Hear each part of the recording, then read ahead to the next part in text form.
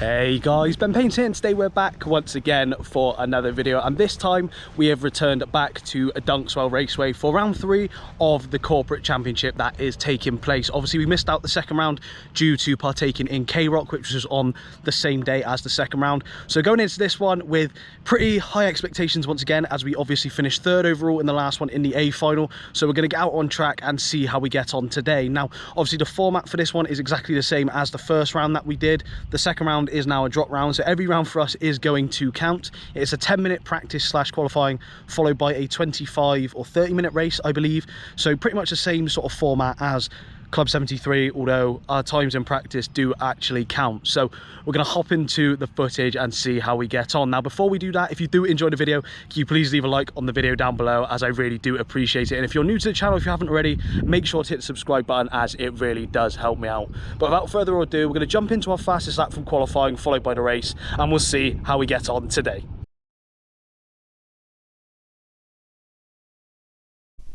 Jumping into our practice qualifying session then, guys, I knew very quickly as we came out of the pit lane that the kart was slightly off the pace. It pulled away a little bit slower than some of the other drivers up ahead when I had my foot pinned to the floor, so I knew that this was going to be a very fun little 10-minute session. Now to add on to this, we also had Chris Newcomb, who has won 2 of the previous rounds, and he had this car in the session before us in the B group, I believe it was. I believe we were in the C group, and he was a second off the fastest time in his group as well. So I knew that there was going to be a few issues with this kart, and I just wanted to try and get my head down, put in the best lap time that I could, and see what we were able to do. Now obviously the target we're aiming for is a low 40.5 second lap time, as that's what we were able to manage last time out when we came here for the first round. And the conditions were pretty similar, and if not, they were actually a little bit better than the first time we came. There was a bit more grip on the track, so we were going to go around here and see what we can do. Now we've got the driver up ahead of us who has been able to get past us pretty quickly into the first couple of corners, and you can see that I'm complaining already as I'm losing time to them down the straight, even though I believe that I was actually got a better exit and also am a bit of a lighter driver. So I knew pretty quickly that this had got into my head now very early on, and you can see how much time we have lost to the driver up ahead. Now we do have Alfie Richardson in behind us, who I came down here with, and I was hoping that he was going to come along behind us, give us a little bit of a boost through the straights and hopefully minimise our sort of time so we could get up as high as possible. You can see I keep shaking my head as throughout each of the corners the kart was just bouncing, and it was very uncontrollable through each of, especially through the first corner, which was a very fast right-hander. You want to keep your foot quite pinned after applying the brake pedal pretty quickly, and you can see I'm really trying to urge the kart forward. But through each of the corners you can see how much the kart is bouncing, which is obviously giving us no grip and absolutely none of a drive out of the corner. So as we come around the last section of the track here, you can see I'm beginning to wave Alfie past, trying to say to him, look, you carry on with your qualifying, I'm going to dip into the pit lane and try and swap karts. So that's exactly what we did here. We popped into the pit lane, tried to swap karts as quickly as possible, had a little chat with the marshal here and just explained to him that what I've just said, that the kart was bouncing all over the place. So we had a little bit of a slow trudge then over to our new kart, as I knew that it was going to be ready perfectly straight away. And obviously all of this at the same time, you can see sort of the timer in the top right is still going along as we're going around, so we're losing valuable qualifying time at this point. And at an event like this, where qualifying is pretty much everything as it decides the A to D groups, you really don't want to be wasting a lot of time. So we've wasted a solid 30 seconds there pulling into the pits trying to swap karts, and we now come out into red 5, which is another one of the karts that had not actually been used throughout the day. So I was a bit worried about this one, as it was a slightly overfueled, obviously, as it hadn't been used in the last group. It was a bit cold, so we were just going to hope we could get our head down, see what we could do in this one, and hope that it was slightly better than the kart we were using previously. Now obviously what you will notice straight away as we come around on our first flying lap, obviously this is our out lap, you will notice how much quicker this kart is, despite me driving essentially the same as I was in the first kart that we had. So coming across the start finish line now, I knew that we had to try and get our head down. You can see I'm really doing that as I mention it, coming across the line for 1 minute 19, obviously due to our little pit stop.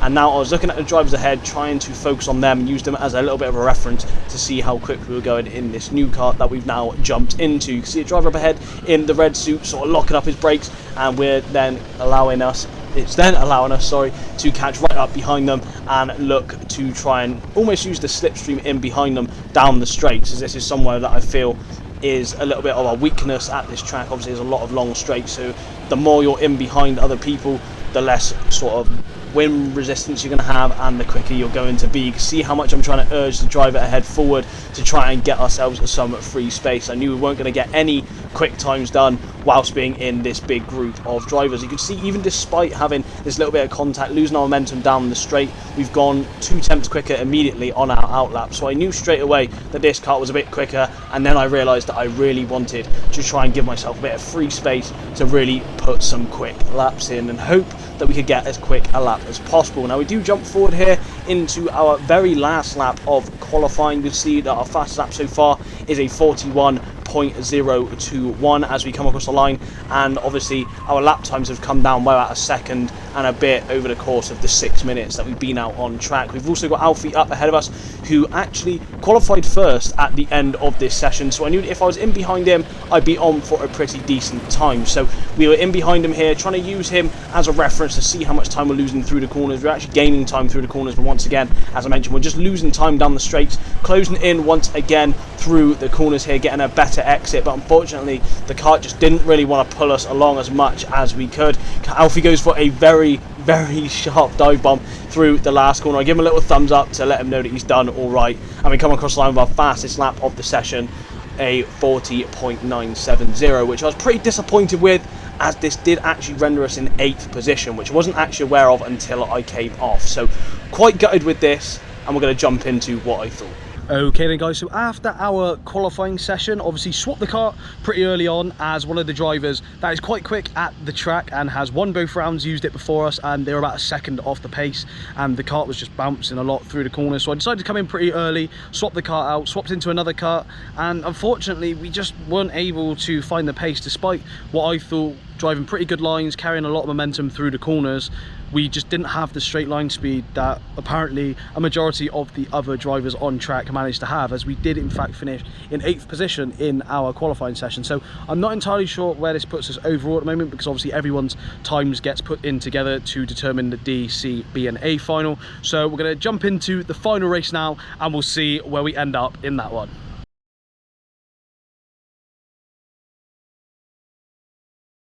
Moving into the race then guys, we lined up in 4th place in the B final, behind some of the other drivers that were up ahead of us and some people behind us as well. I believe that there was about 10 per grid, so we had a few people behind us. We were about mid-pack in this one, and we were just going to get our head down, same kart that we had for qualifying, as no one else used this kart, so we didn't have to flip a coin or play rock paper scissors to swap out this kart. Starting in 4th, knew that we had to move our way forward as quickly as possible if we wanted any chance of finishing in 1st place in this one, because I knew pretty quickly that some of the other guys were just going to jet off into the distance. So moving into the first couple of corners here, because we were under pressure from the driver behind, but we're actually able to capitalise on the driver in 3rd place, who goes quite wide. We're able to follow Dan Weir here down the inside up into 3rd place, and again I was hoping to do the same coming into the horseshoe at the bottom end of the track to try and move us up into 2nd. However, unfortunately we just find ourselves stuck on the outside of both of the drivers here, trying to go around the outside of Dan Weir here, but unfortunately we just didn't quite have the momentum.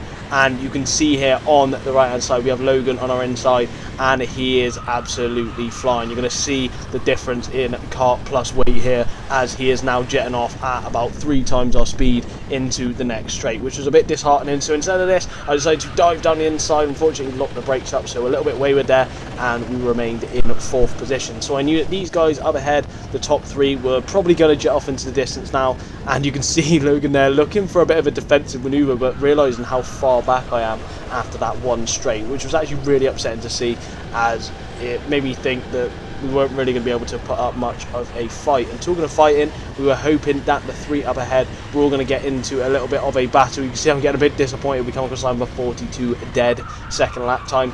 and I was hoping that these three were going to get into a bit of a battle and allow me to get back in the mix a bit and maybe even capitalise on one more free position if they all start to go wayward. So you can see the driver there from third is now taking a big lunge up the inside, sort of get washed out wide there and lose the positions that they just made, moving them back down into third place once again. But this is exactly what I needed if I wanted any chance of catching back up. The driver in third once again goes for a lunge on Dan Weir to try and move himself up into second place. I felt like I was driving some pretty clean and respectable lines at this point, but unfortunately we just didn't quite have the momentum, and that is proved here going down the straight. The driver even sort of drives into us, drives into the wall, and yet they're still sort of gaining away from us or pulling away. We do lock up the brakes a little bit going into the first corner, but we still have a pretty decent line coming out of there. And then into the double hairpin section here once again. I half thought about a bit of a lunge down the inside, but instead waited for the second hairpin where we were able to just slot the car up the inside, squeeze the driver out of position, and we were up to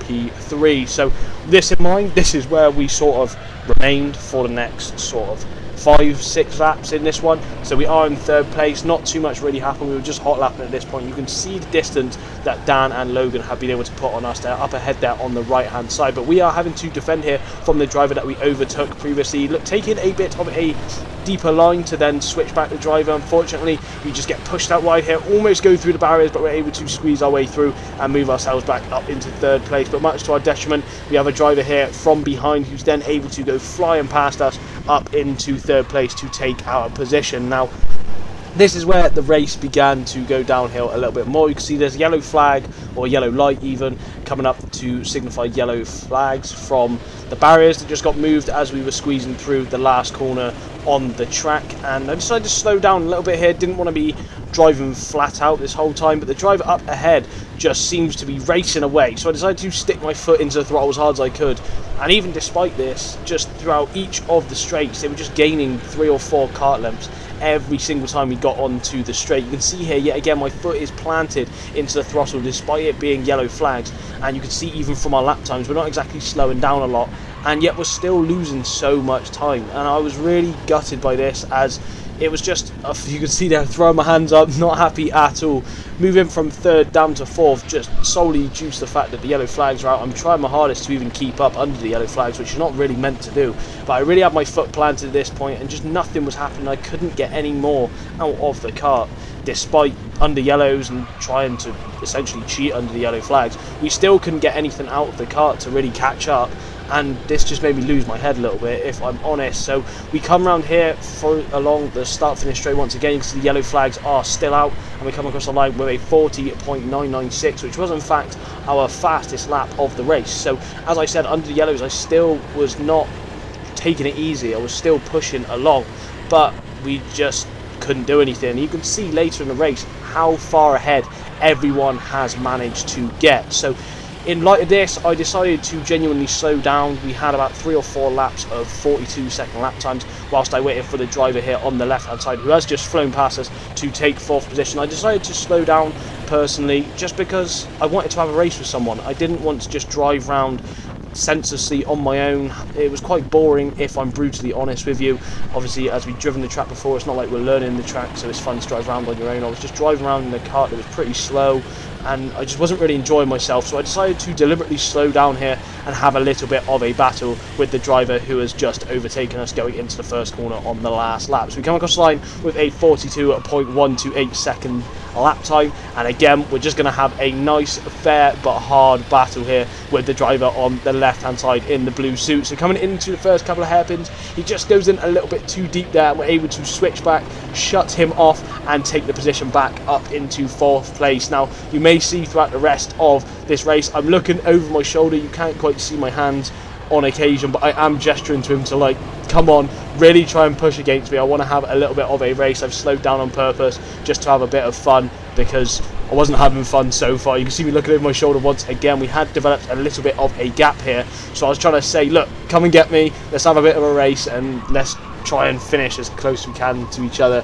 as we come around the end of the race. Now, what you are watching here is actually the latter stages of the race. We only have a lap or 2 left, and we're really trying to just throw the kart in, be as quick as we can be, whilst also holding off the driver behind who we have actually waited up for. So you can see I'm checking over my shoulders there, checking over so much that we actually drive onto the grass, and again we're trying to swing the kart in, take as a consistent and a smoother line as we can to preserve as much momentum through each of the corners without touching the curbs. We do cut the curb there a little bit, which causes us to lose our momentum, but as we come up to the finish line here, we come across the line with a 41.325, and what you are watching now is in fact the very last lap of the race. So I was hoping the driver behind was really going to push for it and try and overtake us, but we can see I am checking over each of my shoulders, staying to the middle of the track to try and defend a little bit more to the inside line rather than taking the conventional racing line, as I really wanted to invite some pressure on myself. You can see again I'm looking over my shoulder just out of the corner of the screen. You can see the driver is lurking around behind us,